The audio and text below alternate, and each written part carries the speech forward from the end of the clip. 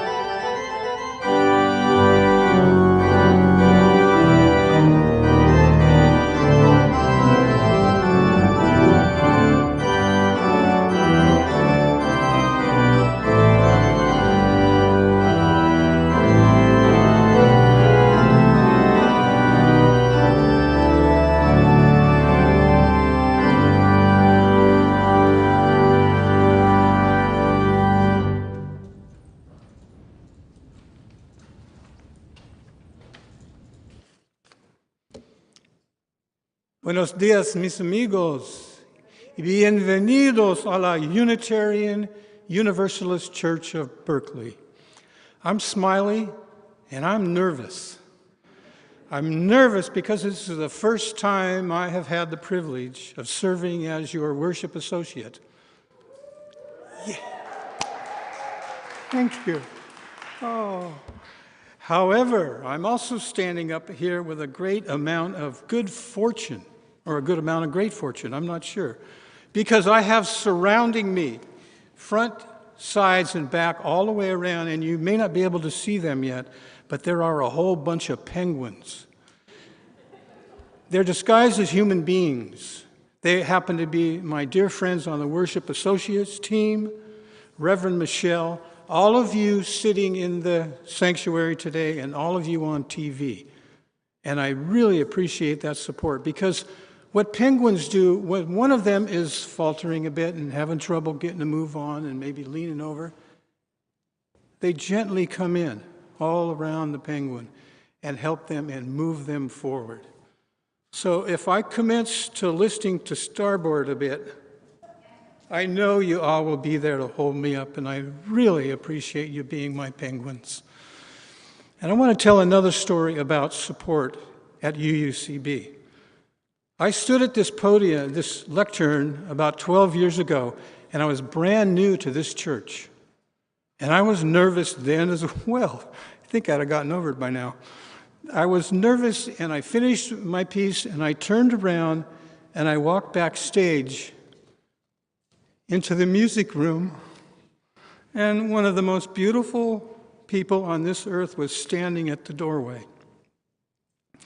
to give me a big hug. Daniel Schmidt. His hug said, "I love you and I support you." And Daniel, since you're in this sanctuary this morning, I want you to know that I love you. And it's so fabulous. And if any of you are new to our church, or maybe this is your first time visiting, first of all, we accept you fully as you are, as the person you are. Believe me, that's been done for me here at this church. And you, in the wholeness of who you are, and if you should decide to seek out penguins or people that love you and support you, it's available here at UUCB. And as we begin, we will always want to acknowledge that this church occupies land in Huichin, the unceded territory of the Chochenyo-speaking Ohlone people. And we understand and we continue to benefit from the seizure and the occupation of this land. We acknowledge and embrace our responsibility to take restorative action. And we affirm that this is a deeply felt commitment that we have, to our congregation has, to be in right relationship with Indigenous communities, aligning in solidarity, supporting Indigenous projects, and caring properly for the land. That's very important to us at UUCB. Let us kindle our chalice flame with these words by Katie Gelfand. We light our chalice as a symbol of gratitude as we celebrate the abundance of our lives together. In this sanctuary, we harvest bushels of strength for one another and offer our crop with hands of compassion and generosity. In the authentic and gentle manner of our connections, we cultivate a simple sweetness to brighten our spirits. May we be grateful for the ways we nourish and uplift each other. For it is the sharing of this hallowed time together that sustains us.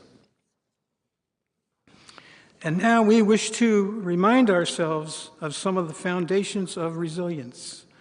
We light the 4 candles of resilience. First one is a candle of courage, a candle of acts of service, a candle of fellowship, and a candle of hope.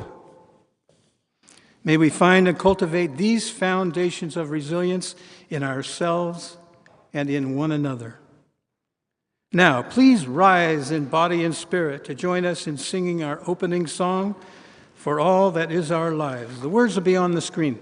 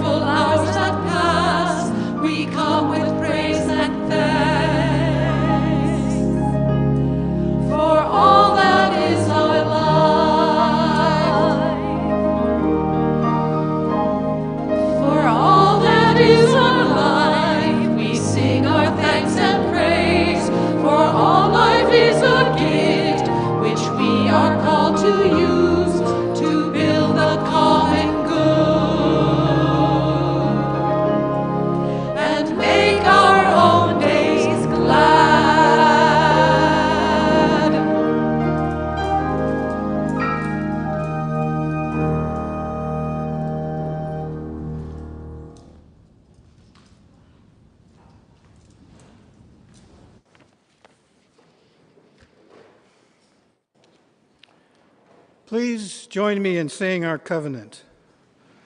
Love guides this church. The quest for truth and justice is its common purpose. To give thanks, listen deeply, speak with care, honor our differences, and seek and grant forgiveness. These things we covenant with one another.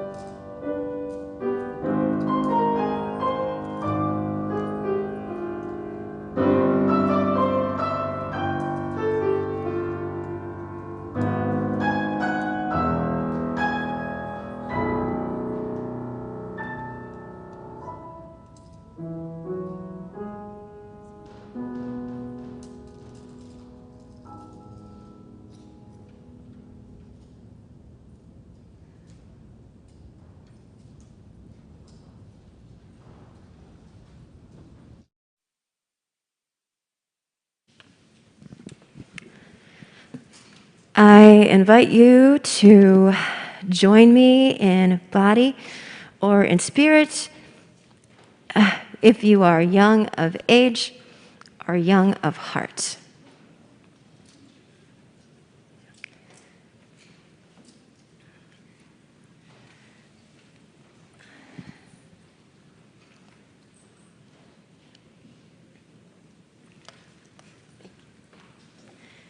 So,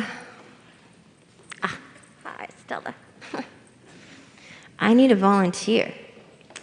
Would someone like to turn the pages of this book so that I can read it, and then maybe Stella can see the pictures? Yeah, absolutely. Can you see the pictures, Stella? Can you guys see the pictures? Okay. So I'm going to begin with a story. A story before a story. Today is Transgender Day of Remembrance. And so we're going to do a story called My Princess Boy. And I have my own Princess Boy story. I was 7 years old, I think, and I was in a play called Snow White and the Seven Dorks. And I was so convinced that they were going to pick me to be Snow White. But they decided that I would make a better prince. I don't want to be the prince. I want to be Snow White. That's the leading role, right? But then I thought about it, and I started to get really into it. And there was a whole awesome outfit that I got to wear. And I really got into this idea of being a prince. I was so excited about it. And then I went to go and put makeup on and put some eyeliner on and some lipstick. And they said, "But you're a prince. Princes don't wear makeup."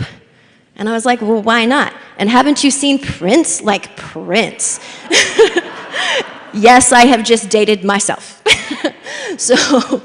And they said, "Well, you're not Prince, but you're a prince, and you don't look like a prince." And I said, "I look like the most amazing prince that has ever been," and proceeded to put on my eye makeup and my lipstick. So I'm wearing my suit today, which I appreciate, and I have decided to also wear a princess crown so that I myself, I'm not a princess boy, maybe I'm a prince girl, I'm not sure. Either way, here we are.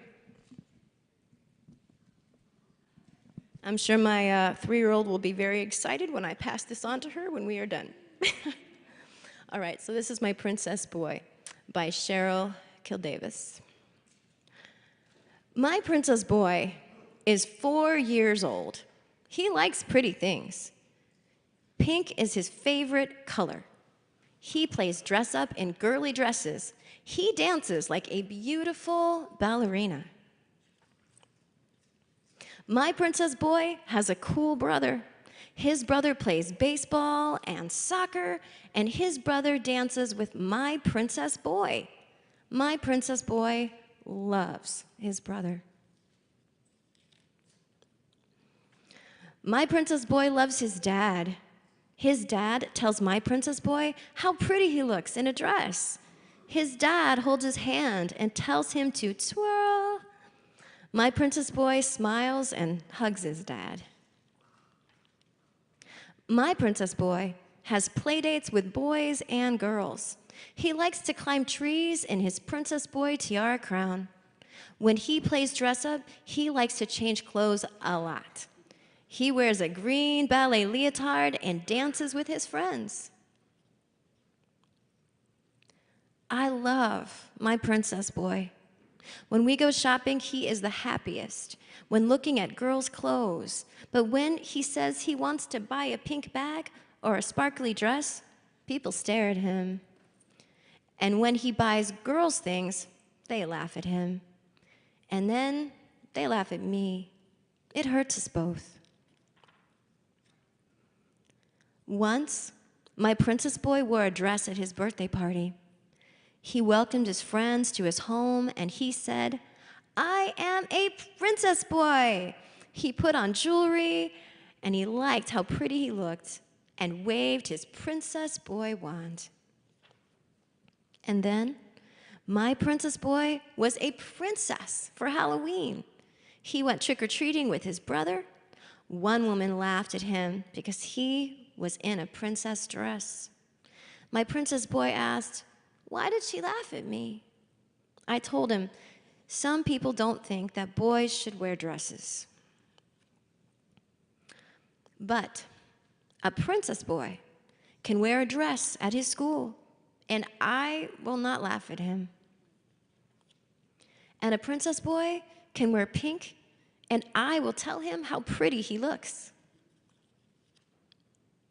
A princess boy can play with me in pretty girl clothes, and I will still play with him.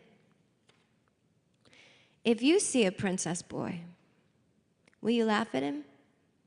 Will you call him a name? Will you play with him? Will you like him for who he is?" Our princess boy is happy because we love him for who he is. My princess boy is your princess boy. And whether you are a princess boy or a prince girl or non-binary royalty or something else entirely, we love you, we see you, and we appreciate you.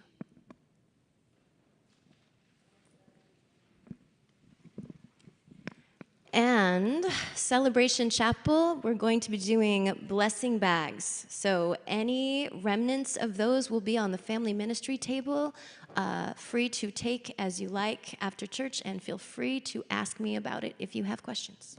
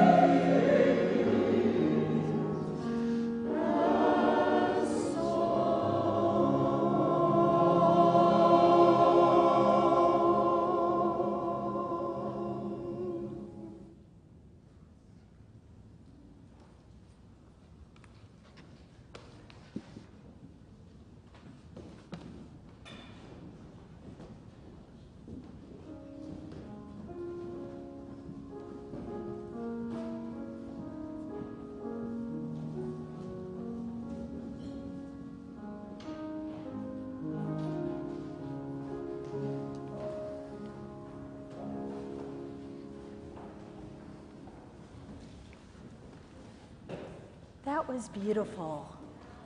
And this is the first time I've seen you in your robes. Y'all look so fabulous. Thank you.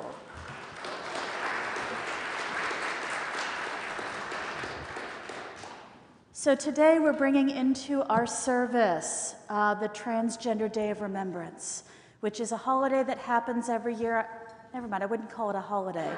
It is a day that happens every year when we honor and remember the deaths of trans people in our country and our world, that they were targeted because of their trans identity.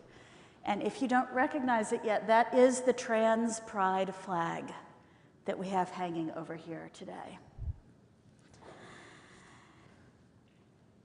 We people gathered here today on the quest for truth and meaning bear witness. We bear witness. To the record of human lives extinguished simply because these people dared to live authentically, we bear witness. To the lives and reported deaths of at least 327 transgender people globally so far this year, we bear witness.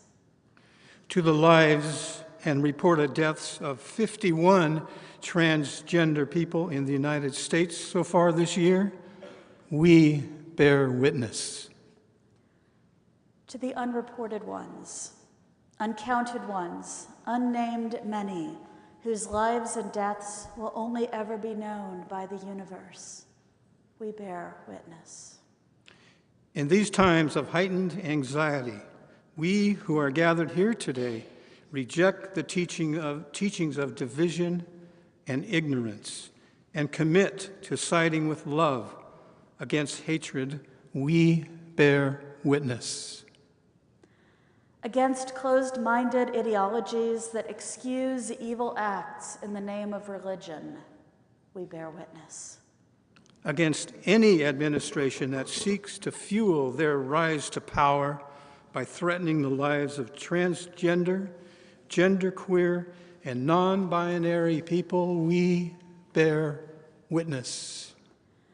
Against systemic power structures that treat transgender, genderqueer, and non-binary people, particularly those who are people of color.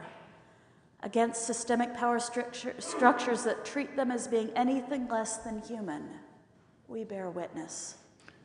On this day, we who are queer folk and allies gathered together uphold the first principle that speaks to the inherent worth and dignity of every person. We bear witness.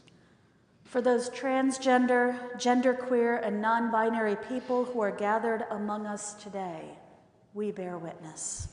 For those who are allied in the cause of protecting our transgender, genderqueer, and non-binary siblings, we bear witness. For those who exist boldly, unapologetically, in public space as fully authentic, transgender, genderqueer, and non-binary people, we bear witness. And now we share this year's roll call. The names of trans people who have been killed in the past year in the United States because of their identity.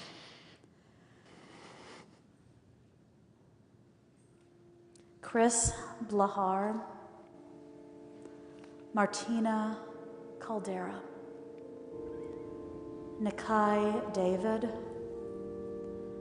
Zania Williams, Johanna Stone, Nikki Turrieta, Amarji Lej, Duval Princess, Cypress Ramos, Naomi Skinner, Matthew Angelo Spaminato, Paloma Vasquez, Tatiana Lebele, Catherine Newhouse, Kenyatta Keisha Webster, Mia Love Parker, Ariana Mitchell, Fern Feather, Ray Muscat, Nedra Sequence Morris, Janelica y ella Dior Hemingway, Sasha Mason, Brazil Johnson, Shuamane Giselle Marie, Kitty Monroe, Martasia Richmond, Keisha Chanel Geeter, Cherry Bush, Maricela Castro, Hayden Davis, Condi Reed, Aaron Lynch, Maddie Hoffman, Dee Dee Ricks, Maya Allen, A.C. Morrison, Semaj Billingslia, Tiffany Banks. These deaths do not go unnoticed. We bear witness. Sacred, transgender, genderqueer, and non-binary lives of many descriptions do not go unnoticed. They are sacred. We bear witness.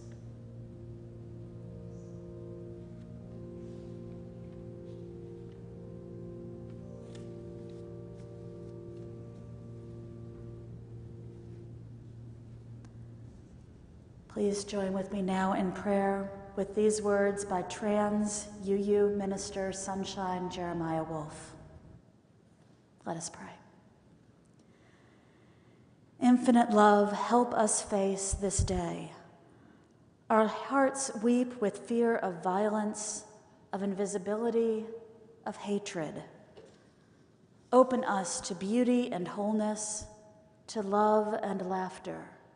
We are enough. Some of us live in the sacred in-between. They embody the connectivity and allness of the infinite. May we all remember that we are inherently sacred. The earth is filled with magnificent diversity of which we are a small piece. May we remember we are a part of the spectacular beauty of a diverse world dependent on that diversity for its survival. When we feel lost, may we hold to the earth and to community. When we feel invisible, may we have the strength to shout joyous gratitude from the rooftops for all who have seen us. When violence is before us, we ask for grace through the next moment. When we feel connected, may we share our love with those around us. When we feel seen, may we see others in need. When we are secure, may we rise up for the security of others. O infinite love, we sit within you and shine you out to the world that we may know grace, even when we do not live up to our most grounded values. We are life, and we are lives worth living. Our lives are valuable as all lives are valuable. O infinite love, thank you for the gift of the transcendent, both all and infinite, liminal, glue, connectivity. May we rest in that transcendent space today and for all days to come. Amen.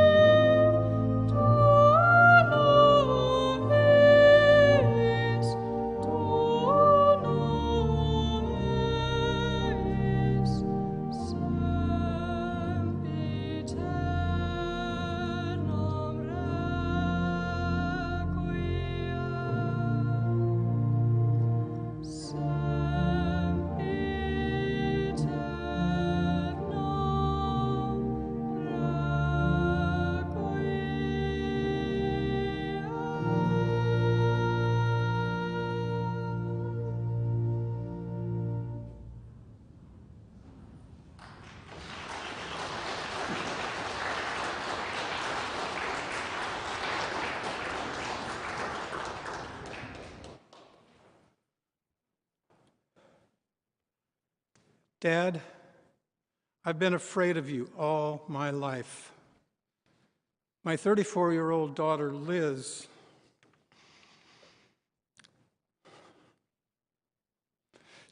said those words to me about a year ago. And I cannot refute anything she says or anything she feels about her childhood, because I was an angry young dad.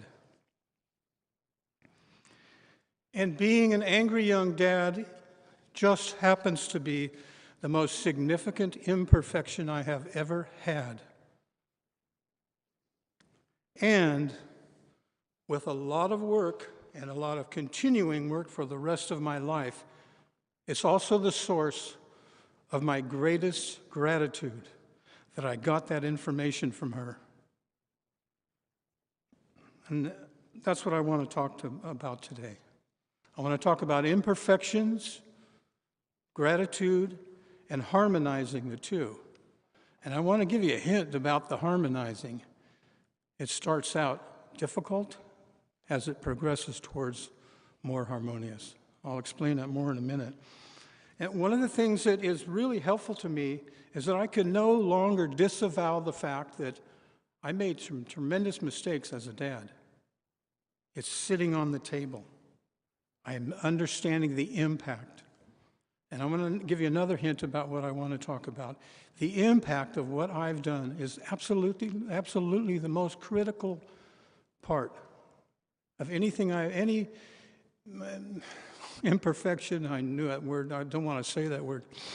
Any imperfection I have, knowing what the impact of my imperfection, my actions and my words, the impact is what's most important. And I also want to offer a challenge later on in my talk. And then you get a real treat at the end. My wife, Julia, will come up and sing part of a song that she's written. I grew up with fists on my face on a regular basis. I never hit Liz, but my dominating actions brought her to be afraid of me. I remember very clearly when she was about 4 or 5 years old, I'd see her across the room, and it's that classic beautiful scene. I would kneel down and open my arms to her, and she would run and jump in my arms. And then I'd stand up, and then we would dance. We had a song. It was dance, dance, da-da-da-da, dance, dance. We'd be dancing like that. And I would say, one leg up and one leg down, because as I was holding her, that's what it was. And she told me just recently, she stopped when she's about 4 or 5 years old. She stopped running to me. And she told me recently that she stopped because she was afraid of me, she was uncomfortable, and that's why she stopped. And another thing that I will deeply regret for the rest of my life is many times I said to Liz, if you don't want me to be angry, then do what I say. That's a horrible thing to say to a kid. I have some words here, some words that Liz has authorized me to say. We do communicate, and we spent time. She spent last Wednesday with Julie and I when I had my name changed. By the way, it was successful. And Liz was there, so we have time together. It's just we're healing, let's put it that way, over a year now. But I have these words that Liz authorized me to say, and I'll speak from her perspective. This is her summary of why she's uncomfortable with what I did as a young dad and as a middle-aged dad. But these are Liz's words. I'll speak in her voice. When I was doing something and I was really interested in something that was for myself, you were 100% supportive, Dad. But when it came to something that was questioning you, Dad, or you were controlling in some way, you got mean and angry. Unquote. Back to Smiley. Again, I agree with that. I completely agree with that. And the understanding of who I was and how I'm transitioning, again, is where the gratitude comes in. And needless to say, again, being an angry young dad was the biggest imperfection I've ever had. However, in the last year, I have made the most positive changes I have ever made in my relationships with people. Positive and warm. And despite that pain, from those 10 words, I feel good sometimes about my accomplishments and what I've been able to achieve in the last year and what I can achieve in the future.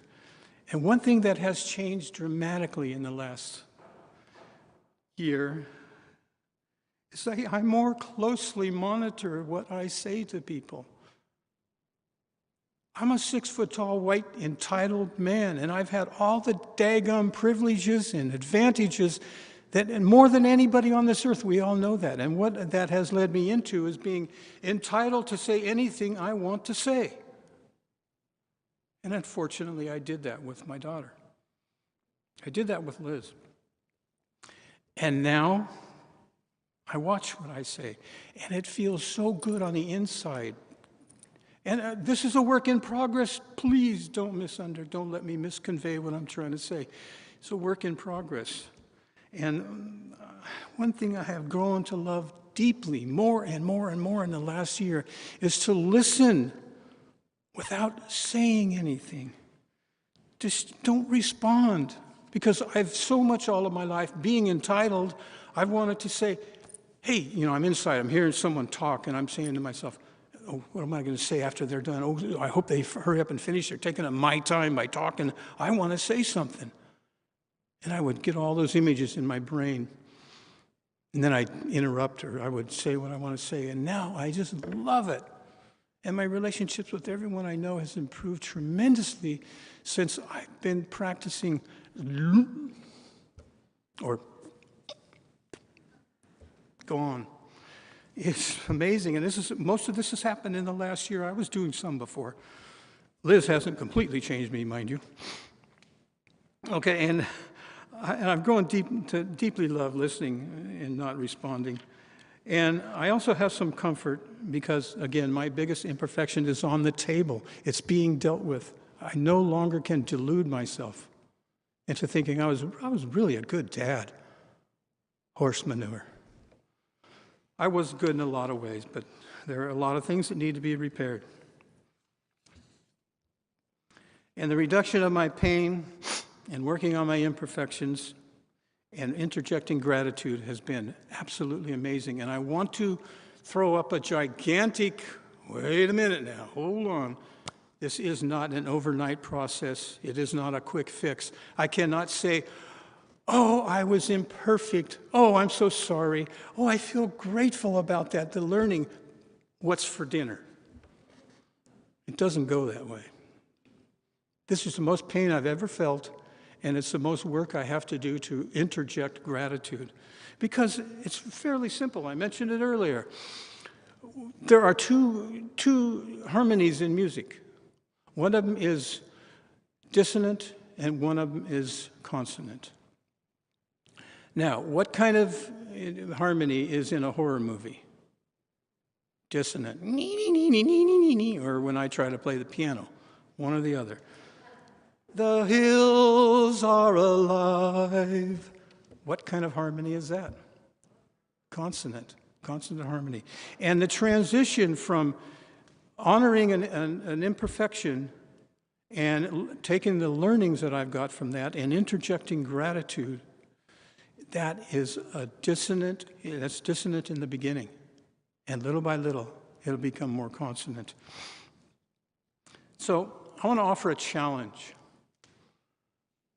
If you wish, sit with yourself or sit with someone you trust and say out loud an imperfection that you have. Maybe even one you've had for many years that you've done some work on and that you've learned from and you feel good about the learning. Then interject, harmonize gratitude. Bring that gratitude together with the learnings and with the imperfection. And especially if another person is there and you can sit and cry and hold each other and laugh and cry and have a great time. It is magical. And speaking of magical, I would like to ask my wife, Julia, to come up here, because she's going to sing the beginning of a song that she has composed.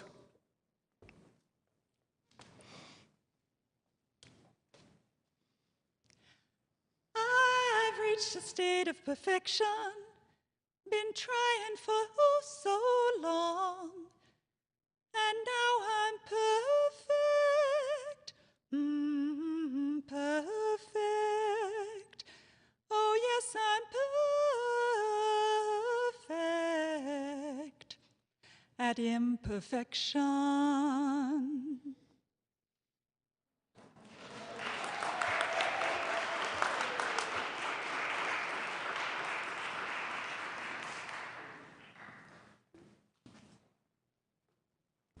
Thank you, Smiley and Julia. Thanksgiving. It's a weird time of the year for many folks. How many of y'all are with me on that? Yeah, it's a weird time of the year. On the one hand, there are the ways that we are supposed to feel, the things we're supposed to do, the things that we're supposed to say. But how many times do all of these supposed tos actually match everything that we're feeling? I remember going into a Walgreens the day before Thanksgiving one year, and the cashier wished me a happy Thanksgiving. I almost said, what's so happy about it?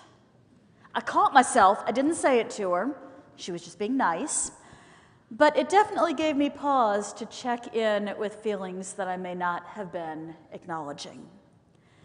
Happy and thankful are some of these things we're supposed to have, or at least that's how society seems to define this upcoming holiday season.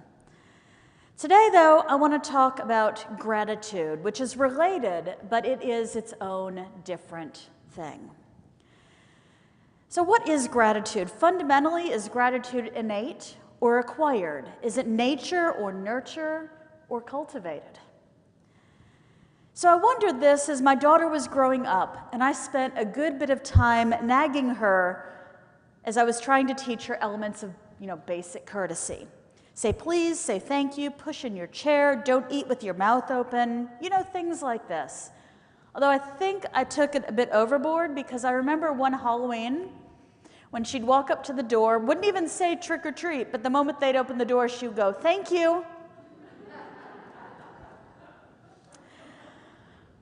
Also, I've taken note of how many kids say thank you on Halloween compared to those who simply turn and walk away. And I admit the judgment that runs through my head is far less about the kids and far more about their parents. Now, thank yous are more about courtesy than a sense of gratitude, and courtesy is something that is taught. Although I do think some folks are more inclined towards it than others. But inner gratitude, is that kind of gratitude innate or acquired? And I'd love to say the answer to that is yes. It is both innate and acquired. The positive psychology movement has gathered a lot of steam in the years of late. And you've probably noticed online, magazines, blogs, and especially in things like the self-help sections of bookstores. Largely, though, positive psychology is about happiness and what we can do to have happier lives. One of the things, I'll get back to gratitude, but I want to stick with happy for a minute. One of the things research shows about happiness is that each person is born with a happiness set point sort of thing. Meaning some people are more likely to be happier than others, almost like there's a default happiness level or a default happiness maximum. Now, I've always been confused by which it is, so we'll go ahead and just stick with both meanings for today. This means we do have a default happiness setting, and that we can increase our happiness within this innate range with our intentional practices. Now, to make a UU theological connection, gotta love it, modern day positive psychology meets historic UU theology. Let's do that for the day. Universalist Hosea Ballou, he lived during the late 18th and early 19th century, and he was a radical universalist. Aside from preaching on universal salvation and what he defined hell as being here on earth, and thus pushing for social reform based on battling that hell here on earth, he also made up one of my favorite words in the whole wide world. Are you ready for it? Happification. Happification. Ballou held the purpose of life is to be happy, and our lives are about happification, which is the becoming of being happy or something like that. Now that concept by itself, that's another sermon entirely, but I mention it to show that positive psychology principles do have theological foundations. In the realm of positive psychology and happiness, one thing that keeps coming up is gratitude. No surprise, right? It's fairly intuitive that gratitude is a good thing and that feelings and practices of gratitude make us happier to some degree. But the gratitude here I'm meaning is something closer to the innate and the inner gratitude and the outward expressions that are driven by that inner gratitude. There are still some interesting questions involved, though. Research, as we were saying, has shown a happiness set point. Is there an equivalent for gratitude? Is there an inner gratitude set point or default level of gratitude that we have? Are some folks just at baseline more grateful than others and more readily express gratitude than others? So back to that question, is gratitude innate or is it acquired? And I'd like to think that it is both of these. Whether it's something like a default setting, okay, that's a bit robotic, but you get where I'm going, or at least some sort of inherent tendency to feel more appreciative. I think there is at least some truth to the idea that gratitude is, at least to some degree, innate. And at the same time as that, gratitude is about awareness and appreciation, and those are things that we can cultivate and grow. Now, there are many commonly used methods to increase a sense of gratitude and thus happiness.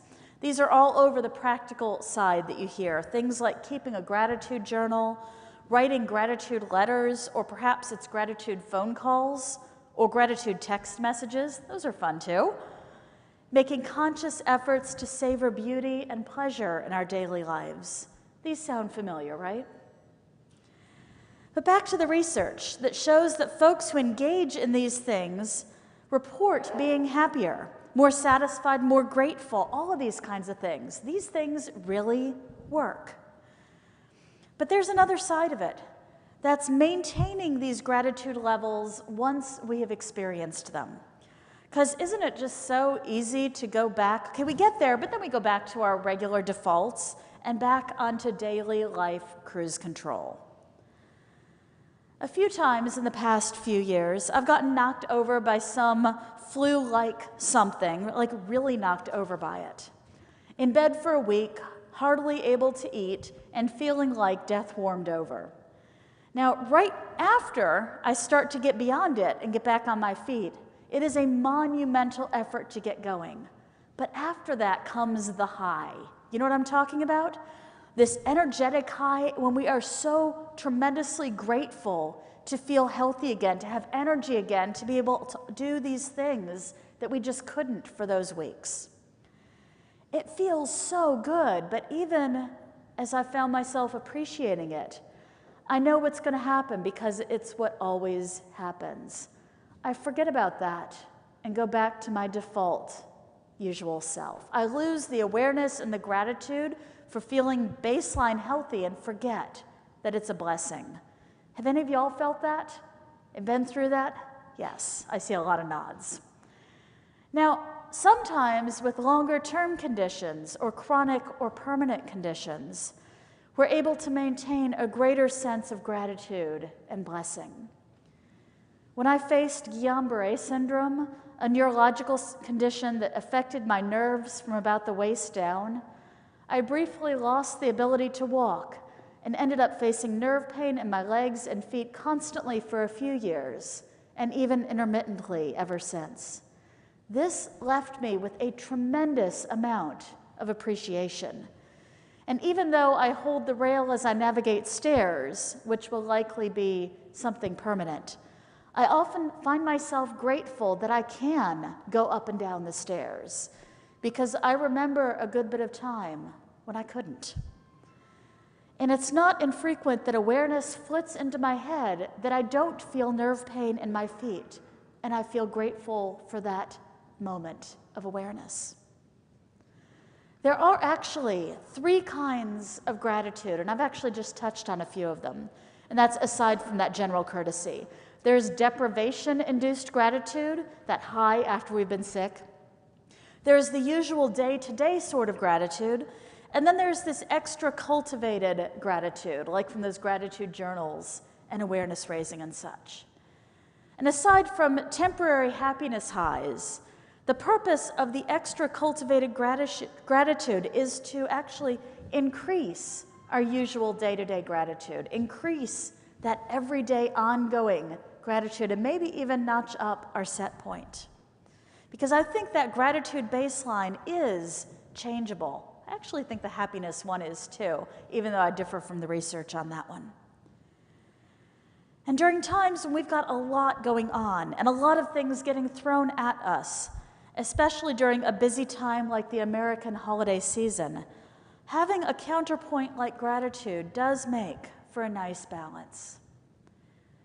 And there is another dimension of gratitude, one that Smiley touched on a few minutes ago. Gratitude for the difficult stuff that's gone on in our lives and where we've come and what we've learned since then. Now, like most folks, I have a harder time thinking of that with relation to gratitude, but this is worth digging into for a moment. Whether or not we're grateful in the moment it happens, and I think the answer to that is usually we are not grateful when they're in the moment for something, how we can choose to feel about it afterwards. So this makes me think about a building project that was done one time, and only one time ever, because of what happened. So it was in a part of the country that doesn't have year-round weather conducive to growing fruit. A huge dome structure was built to be able to control the weather inside of it so that fresh fruit could be grown year-round. So it was built, the fruit trees were planted and grown inside, and of course this takes years. This was a big project. But here's what happened. When the trees reached the age to begin forming the fruit, this much anticipated fruit, the fruit would start to grow and then the branches broke before the fruit got to maturity. All sorts of troubleshooting and detective work for this project that so many minds have been on, and they finally figured out why. Growing up inside a controlled environment, the trees had never been exposed to wind. They needed the stress from the wind to strengthen their branches, or else they would never be strong enough to bear fruit. How's that for a metaphor? I'd like to think this is so applicable to our lives because I know how much I've grown from challenges and how I wouldn't be who I am today without them. But, I can also relate to those who would like to volunteer to be a human case of having that no-wind life. Yeah, anybody with me? Yes. You've possibly heard a poem by Rumi, The Guest House. The often repeated Coleman Barks translation/interpretation, there are really more interpretations. Here's how it goes. This being human is a guest house. Every morning a new arrival, a joy, a depression, a meanness, some momentary awareness comes as an unexpected visitor. Welcome and entertain them all. Even there are a crowd of sorrows who violently sweep your house empty of its furniture, still treat each guest honorably. They might be clearing you out for some new delight. The dark thought, the shame, the malice, meet them at the door laughing and invite them in. Be grateful for whatever comes because each has been sent as a guide from beyond.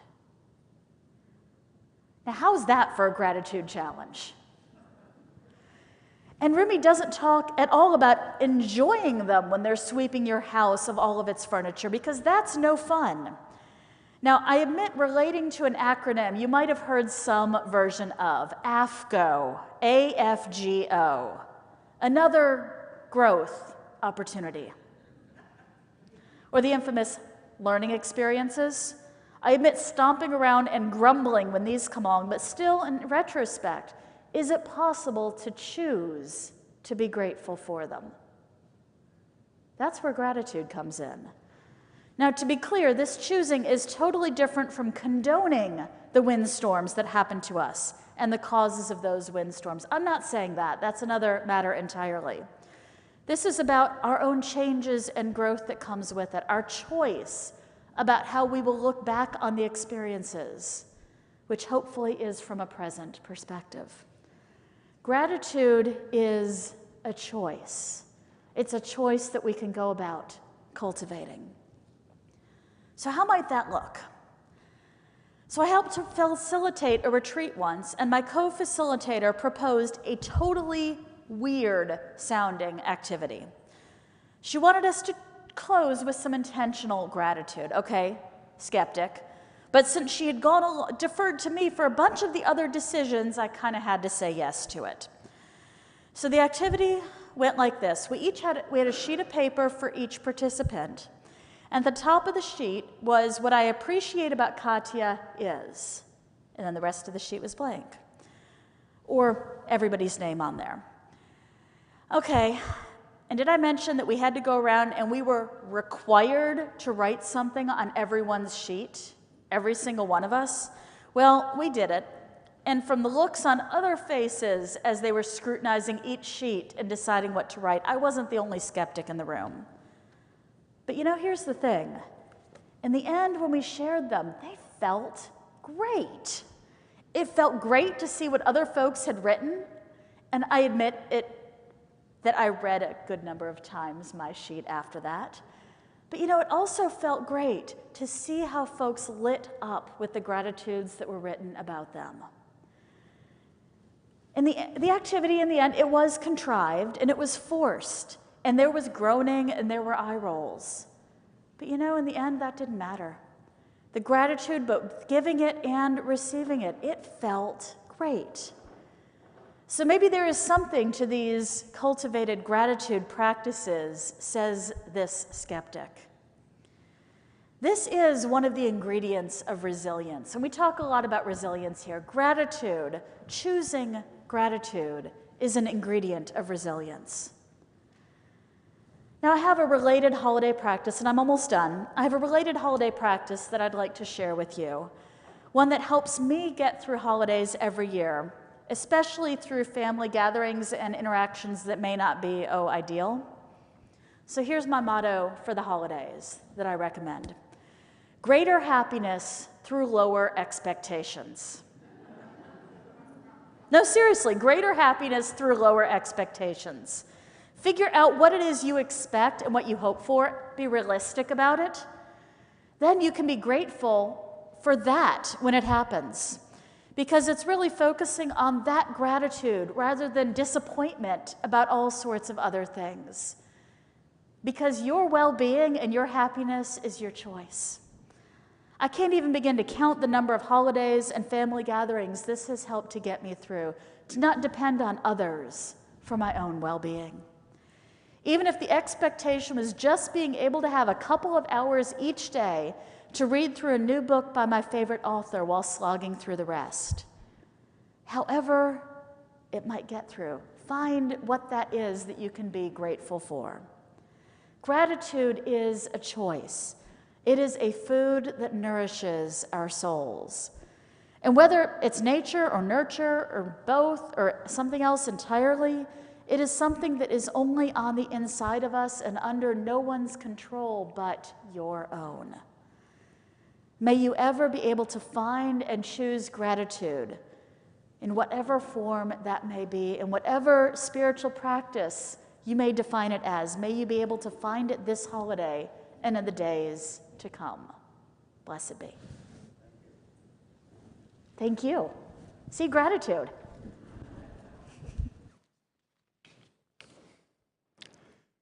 I have some good news and I have some bad news.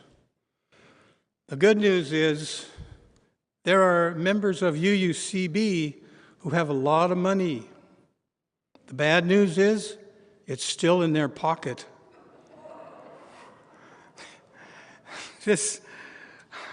We've come to the part of the service where obviously we're talking about contributions and donations today. And I get to thinking about that. How do I donate money? And being involved with people and their money for the last 20 years, I've learned that it's either emotional or it's logical or it's a combination, but it's always a combination of the two. So when Julie and I start thinking about what are we going to donate today, what are we going to put in the pot today, or what are we going to pledge, usually the emotions win out. And I want to go back to my dear friend Daniel and him standing in the back there. I sometimes think about my donations and my pledges to UUCB. What if I didn't give as much as I gave and that door was not available for Daniel to stand in? So it can be an emotional decision. That's certainly up to you. But let me tell you, I have to confess, no one knows this yet, that I did some math. And when I did all the math and I looked at it, I found out that if we pledge enough and if we donate enough, we might be able to station Daniel at that door permanently. That would be cool. And for now, just for the logistics of what we're going to do for our donations today, we're conducting the offering in the sanctuary, of course, without passing the plate. Instead, you can either give electronically, so you can give electronically to the Give page on our website. Just go to UUCB and you go to the Give page. Or you can scan the QR code that is on the back of your name tag.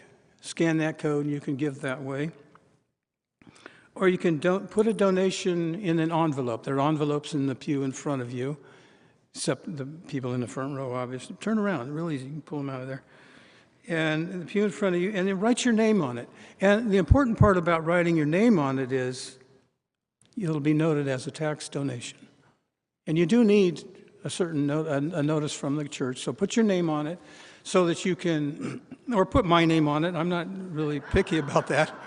It doesn't matter to me, just do that. So, and then put plate on there. And we support our wonderful good neighbor. We're into the song now. Oh, okay. I'm new here. So we support our wonderful, don't forget to put plate on there, write plate on the envelope also. We support our wonderful good neighbor organizations through our plate offering. And then each week, half of the offering is shared with a good neighbor organization recommended by our Social Justice Council. And we're grateful that you continue to practice generosity with the good neighbors through giving to this month, it's the Berkeley Food Pantry. And they provide good and nutritious groceries, household items, and opportunities for learning and self-improvement for Berkeley and Albany households in crisis, especially those households that are at a risk for upheaval and displacement. So any offer is valuable. Thank you so much.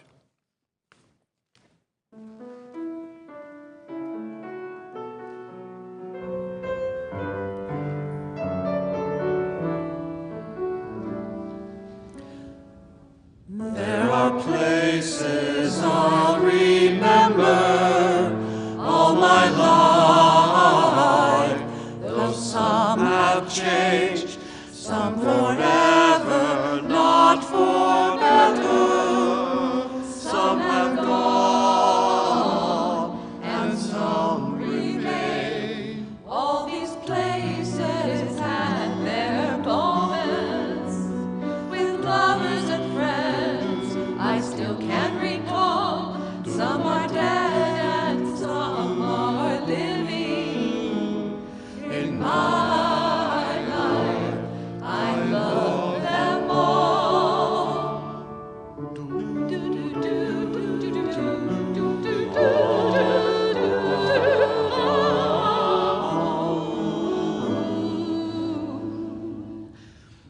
But of all these friends and lovers, there is no one compares with you, and these memories lose their meaning when I think of love as something new. Though I know I'll never lose affection for people and things that went before, I know I'll always stop and think about them.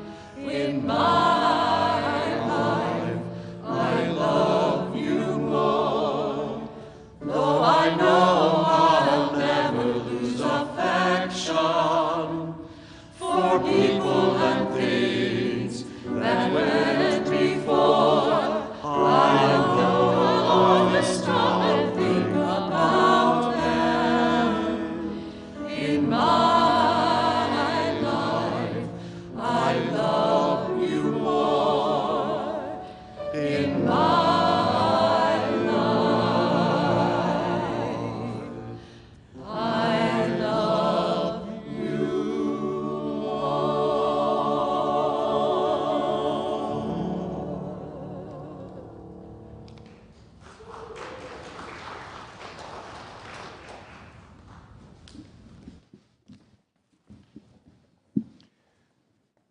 Please join me in dedicating our offering.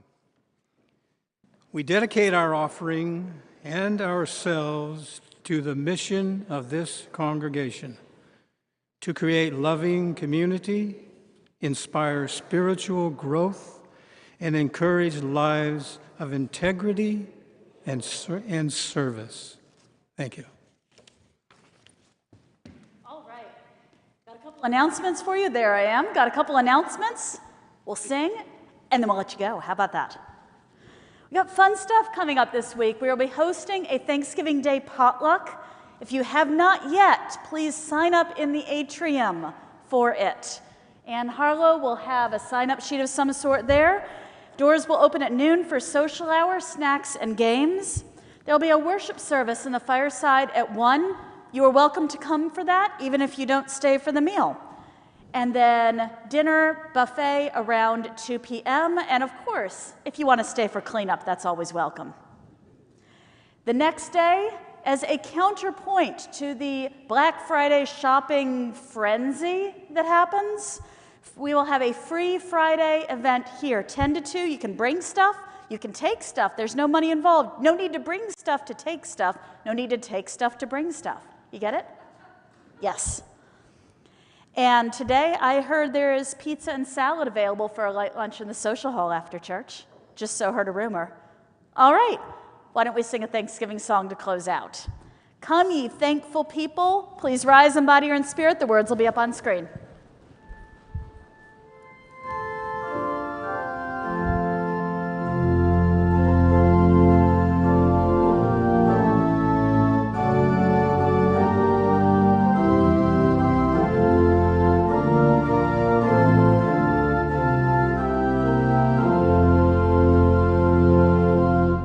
Come, ye thankful people, come, praise the Son of God.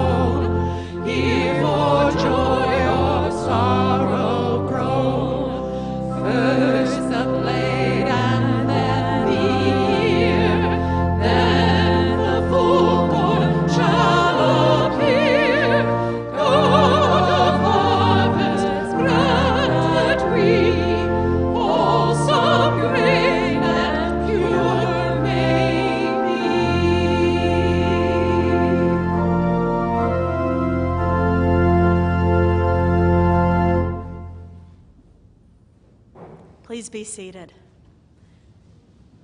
This being human is a guest house. Every morning, a new arrival, a joy, a depression, a meanness.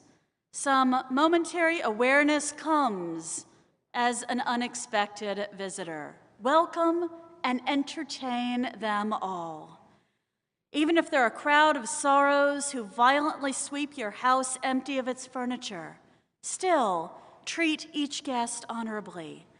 They may be clearing you out for some new delight. The dark thought, the shame, the malice, meet them at the door laughing and invite them in. Be grateful for whoever comes, because each has been sent as a gift from beyond. Blessed be.